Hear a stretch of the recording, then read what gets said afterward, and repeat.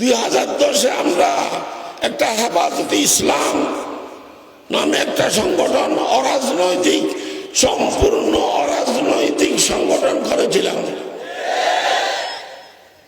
এই হেফাজতে ইসলাম অনেক কাজ করেছে, অনেক বলিষ্ঠ ভূমিকা রেখেছে ইসলামের পক্ষে। ইসলামের পক্ষে এগুলো বলার সময় নাই। হেফাজতে ইসলামের উদ্দেশ্য কি? এটা সম্পূর্ণ অরাজনৈতিক সংগঠন। হেফাজতে ইসলাম ইলেকশন করবে না, রাজনীতি করে না, গদি চায় না, ক্ষমতা চায় না। আর হক্কানি রব্বানি ওলামায়ে কেরাম যাদের সামনে বুখারী শরীফ আছে, তাদের সম্মান বাংলাদেশের গদি আর ক্ষমতার চেয়ে অনেক বেশি, কোটি গুণ বেশি। জাগা খবরে আফতম আজ মুলকে নিমে সব মন মুলকে নিমে রোজ বয়েক যাও নমি হরম। আল্লাহ বান্দারা, হযরত আল্লামা শাহ তৈয়ব সাহেব রহমতুল্লাহ আলাইহি, হযরত মুফতি নুরুল হক সাহেব, আহমদ হাসান সাহেব রহমতুল্লাহ আলাইহি যখন ভোর রাত্রে তাহাজ্জুদের নিয়ত করতেন, তাহাজ্জুদের নিয়ত বাঁধতেন, তখন তিনারা যে মজা পেতেন, আল্লাহর কসম সেই মজা বাংলাদেশের ক্ষমতার গদির চেয়ে কোটি গুণ বেশি। আমরা ক্ষমতা লোভী নয়। ওগুলো হেফাজত ইসলামের উদ্দেশ্য নয়। হেফাজত ইসলামের উদ্দেশ্য হলো এটা একটা সম্পূর্ণ অরাজনৈতিক ঈমান আকীদা ভিত্তিক সংগঠন। এটার উদ্দেশ্য হলো ইসলামের সেবা করা, মুসলমানদের সেবা করা, মুসলমানদের পাশে দাঁড়ানো, এটার উদ্দেশ্য। যখন ইহুদি খ্রিস্টান নাস্তিক মুরতাদরা ইসলামের বিরুদ্ধে কথা বলবে, ইসলামের বিপক্ষে কথা বলবে, তখন হেফাজত ইসলাম এই নাস্তিক মুরতাদ, রাসূলের শত্রু, রাসূলের দুশমনদের কবর রচনা করবে। এটাই হেফাজত ইসলামের উদ্দেশ্য। হেফাজত ইসলাম কি জিনিস সেটা বুঝতে হবে। হেফাজত ইসলাম কোন পার্টি বা দলের এজেন্ডা বাস্তবায়ন করে না। হেফাজত ইসলাম কেবলমাত্র হযরত মুহাম্মদুর রাসূল সাল্লাল্লাহু আলাইহি ওয়াসাল্লামের এজেন্ডা বাস্তবায়ন করার জন্য এসেছে। আমাদের উদ্দেশ্য হলো মুহাম্মদুর রাসূলের এজেন্ডা বাস্তবায়ন করা।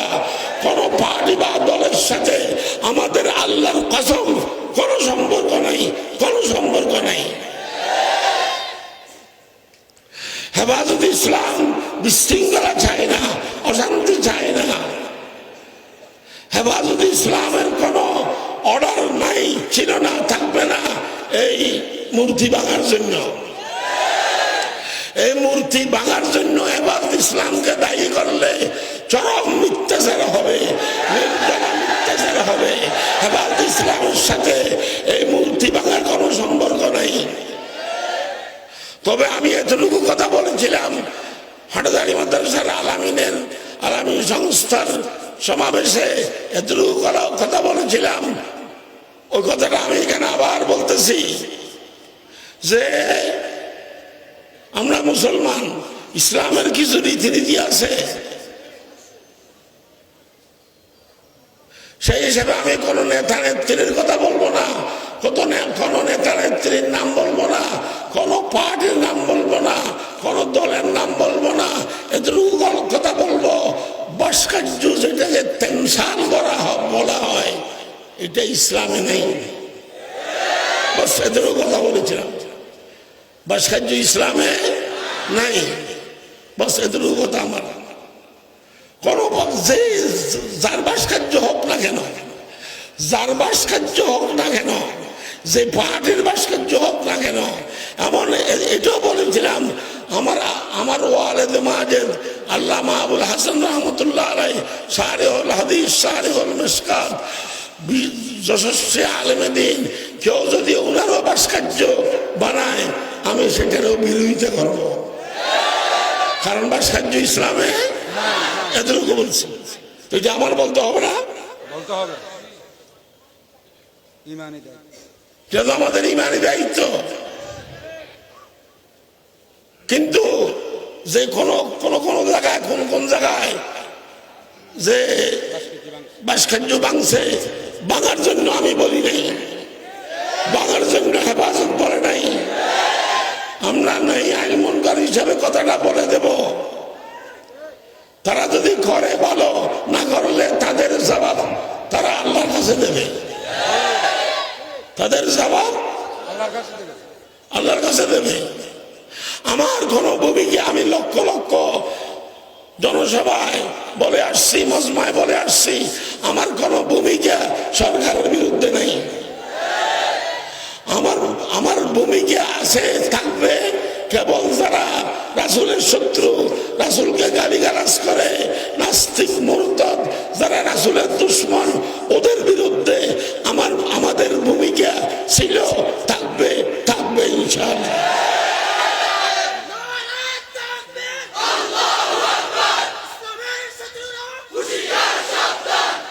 আমাদের কথা বুঝতে হবে, আমাদের মনের আওয়াজ বুঝতে হবে, আমাদের উদ্দেশ্য কি। হেফাজত ইসলাম 2010-এ প্রতিষ্ঠা লাভ করেছে। এ পর্যন্ত হেফাজত ইসলাম কোন ইলেকশন করেছে, নির্বাচন করেছে? এটা নিয়ে এত মাথা ব্যথা কেন? এটা নিয়ে এত মাথা ব্যথা কেন? গোবিন্দারা, আপনাদেরকে আমি সম্মান করি, মহব্বত করি, আমার কথা পৌঁছাবেন, আমার মেসেজ কিন্তু পরিপূর্ণভাবে পৌঁছাবেন, পরিপূর্ণভাবে পৌঁছাবেন। আমরা কি চাই? আমরা কি চাইতেছি? শান্তি। আমরা চাইতেছি ইসলাম, আমরা চাইতেছি কোরআন হাদিস দিন, আমরা চাইতেছি শান্তি। ওলামায়ে কেরাম বুখারী শরীফ পড়াইতেছেন, কোরআন শরীফ পড়াইতেছেন, ইমামত করতেছেন, খতাবত করতেছেন, মাদ্রাসা আর খেদমত করতেছেন, পাবলিকের খেদমত করতেছেন, করোনা রোগীর মৃত্যুর লাশ দফন করতেছেন, করোনাদের লাশও কি দফন করতেছেন। আপনারা কি করতেছেন? আপনারা লম্বা লম্বা কথা বলতেছেন ওলামায়ে কেরাম সম্পর্কে। খবরদার, সাবধান। ওলামায়ে কেরাম এই দেশের সেবক, কোরআনের সেবক, হাদিসের সেবক, জাতির সেবক, শান্তিপ্রিয়। ওলামায়ে কেরাম না হলে এখন আল্লাহর গজব আসবে। সেরকম আর ওলামায়ে কেরামকে আপনারা গালিগালাজ করেন, লম্বা লম্বা কথা বলেন, কোনো সমস্যা নাই। কাফেররা রাসূলকে বলেছে, আবু জাহেল, আবু লাহাব রাসূলকে বলেছে আমরা রাসূলের নায়েব, ওয়ারিস, উত্তরসূরি। আমাদেরকে যদি গালি দেন সমস্যা নাই, আমাদেরকে যদি ফাতর মারেন সমস্যা নাই, আমাদেরকে যদি ফাঁসির কাষ্ঠেও ঝুলান, ওলামায়ে কেরামকে আমাদেরকে যদি ফাঁসির কাষ্ঠেও ঝুলান, ফাঁসির কাষ্ঠে ঝুলবো, তারপরেও বলবো লা ইলাহা ইল্লাল্লাহ, লা ইলাহা ইল্লাল্লাহ, লা ইলাহা ইল্লাল্লাহ মুহাম্মাদুর রাসূলুল্লাহ সাল্লাল্লাহু আলাইহি ওয়াসাল্লাম। আমরা দিন নিয়ে থাকবো, যা করার আছে করেন, আমরা আপনাদের ওইগুলো জবাব দেব না, আমাদের কাছে আমরা থাকবো। কিন্তু আপনাদের ভবিষ্যৎ আপনারা চিন্তা করেন। খায়ের বলতে গেলে অনেক কথা, ইন্নাল্লাযীনা আমানু, এই আয়াতের তরজমা করে এ কথা শেষ করতেছি। নিঃসন্দেহে যারা খাঁটি ইমানদার কারা? তালিমুল ইসলাম কিতাবে আছে ইমানে মুফাসসাল, যারা আল্লাহকে মানে, যারা রাসূলকে মানে, যারা কোরআন হাদিসকে মানে, ইসলামকে মানে, যারা আসমানি খিতাবাদীকে মানে, যারা ফেরেশতাগণকে মানে, যারা পরকালকে বিশ্বাস করে, যারা তাকদীরের ভালো ভালো এবং মন্দকে বিশ্বাস করে, তারাই খাঁটি মুসলমান। এরকম যারা খাঁটি মুসলমান, ওয়া আমিলুস সালিহাত, আর যারা কিছু নেক আমল করে, যারা নেক আমল করে, সৎ কাজ করে, নেক আমল ভাই অনেক। এই নেক আমল কি? সর্বোচ্চ নেক আমল হলো 5 ওয়াক্ত নামাজ। সর্বোচ্চ নেক আমল কি? ওয়ালামু আন্না খাইরা মালিকুমাস সালাত। হাদিস। সময় কম, এত বেশি কথা বলার সময় নাই। সর্বোচ্চ নেক আমল কি বলেন না? 5 ওয়াক্ত নামাজ। পড়বেন তো? পড়বেন তো? একটু হাত উঠান তো। মাশাআল্লাহ, আল্লাহ, সবাই হাত উঠেছে। এই হাতগুলো কবুল করেন, আমাদেরকে ভাগা ভোক্তা নামাজি বানিয়ে দেন আল্লাহ। আরেকটি নেক আমল হলো কোরআন তেলাওয়াত, কিছু ইসলাহি বয়ান, আমলের ওয়াজ। আরেকটি নেক আমল হলো কি? ইয়াসিন ওয়াল কোরআনুল হাকিম। ইয়াসিন শরীফ একবার পড়লে 10 খতম কোরআন শরীফের সওয়াব হয়। আল্লাহুম্মা তাকাসুর হাত্তা যুরতুল মাকাবির একবার পাঠ করলে 1000 আয়াতের সওয়াব হয়। আর অনেক পড়বেন তো কোরআন শরীফ ইনশাআল্লাহ। কিছু রাত্রে বেলায়, কিছু দিনের বেলায়। রাত্রে বেলায় কমপক্ষে 100টি আয়াত তেলাওয়াত করবেন। নামাজের ভিতরে, নামাজের বাইরে। আরেকটি নেক আমল হলো আল্লাহর জিকির। বলেন, আরেকটি নেক আমল কি? ওহো ওহো, বড় মজার জিকির, বড় মজার আমল। জিকিরিয়া আরাদ ফিকিরা দরে এতেজাজ, জিকিরেরা মুর্শিদ আফসল দাসাস। আল্লাহর জিকির কত মজা। আল্লাহর জিকির কত মজা। আল্লাহর জিকির অনেক প্রকার। আল্লাহ তাআলা বলেছেন, আনামা আব্দি ইজা সাকারানি, আনামা আব্দি ইজা সাকারানি। আল্লাহ তাআলা বলেছেন, আমি তো আমার সেই বান্দার সাথে আছি, আমি তো আমার সেই বান্দার সাথে আছি যে বান্দা আমার জিকির করে। আল্লাহর সাথে আছে আপনার যদি আল্লাহ জিকির করেন। আল্লাহ জিকির অনেক প্রকার। এক প্রকারের জিকির হলো লা ইলাহা ইল্লাল্লাহ, লা ইলাহা ইল্লাল্লাহ, লা ইলাহা ইল্লাল্লাহ, লা ইলাহা ইল্লাল্লাহ, লা ইলাহা ইল্লাল্লাহ মুহাম্মাদুর রাসূলুল্লাহ সাল্লাল্লাহু আলাইহি ওয়াসাল্লাম। একটি দঈফ হাদিস আছে ফাযাইলে আমালে।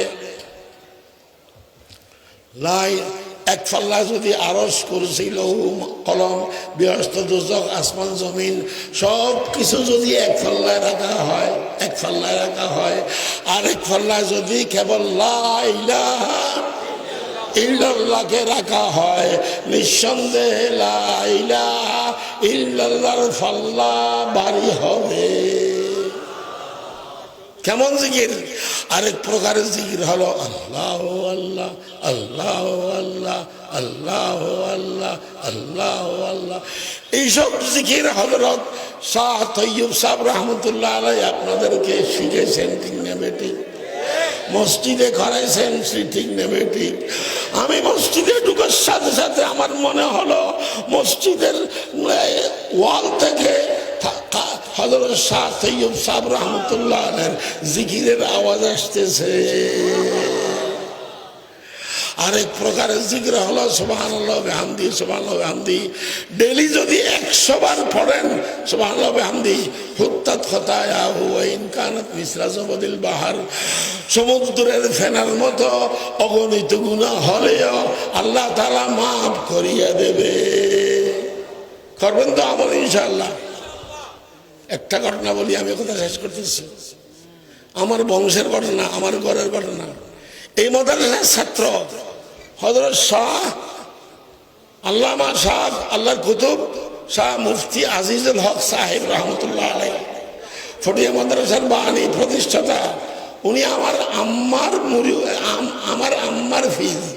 ফির আমার আম্মা জান মরহুমা, ওনার হাতে বায়েত গ্রহণ করেছেন, মুরিদান ছিলেন। এক সময় আমার আম্মার ঘরে, আমাদের ঘরে আমার নানার সাথে সম্পর্ক বেশি ছিল। ফটিয়ার মুফতি সাহেব হুজুর খাওয়া দাওয়া করার জন্য আসছেন, খেতে বসছেন বেড়ার সাথে হেলান দিয়ে খেতে বসছেন। আমাকে কোলে নিয়ে বসছেন। আমার আম্মা বলতেছেন আমার হুজুর যখন বেড়ার সাথে হেলান দিয়ে বসলো, আরে বেড়ার প্রতিটি কাঠি থেকে কাইন থেকে শুরু হয়ে গেছে আল্লাহু আল্লাহ জিকির। গোটা বেড়া আল্লাহ আল্লাহ আল্লাহ আল্লাহ।